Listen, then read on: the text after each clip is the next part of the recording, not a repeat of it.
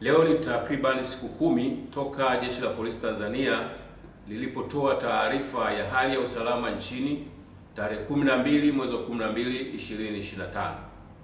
Tungependa kuwajulisha kuwa kwa kipindi chote hicho hali ya usalama nchini ni shwari, pamoja na kwamba kulijitokeza kwa baadhi ya matukio machache ambayo yalishughulikiwa kwa mujibu wa sheria za nchi na mikataba mbalimbali ya kikanda na kimataifa. Ushwari huo umetokana na uelewa wetu kama Watanzania wa umuhimu wa kila mmoja wetu kulinda na kuimarisha amani, utulivu na usalama, kwani ndizo nyenzo kuu na za msingi za kumwezesha kila mmoja wetu kushiriki na kufanya shughuli halali zinazotupatia mahitaji yetu ya kila siku.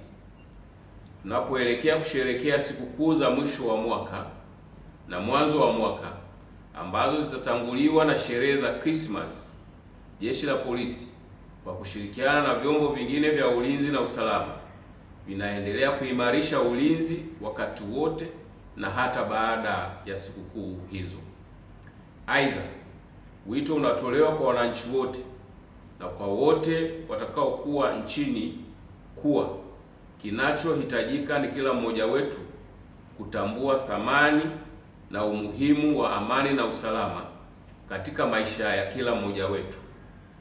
Pia ni wakati mwafaka wa kuendelea kuyakataa yale ambayo yana malengo ya kuvuruga amani kipindi hiki cha sikukuu na baada. Maisha yetu na shughuli zetu wakati wa hizi sikukuu yanahitaji mazingira ya amani ili kila mmoja aweze kushiriki kwenye ibada za kumshukuru Mungu, kukaa na familia na marafiki bila bugudha yoyote ile. Hivyo tuilinde amani kwa ushirikiano na kwa nguvu zetu zote.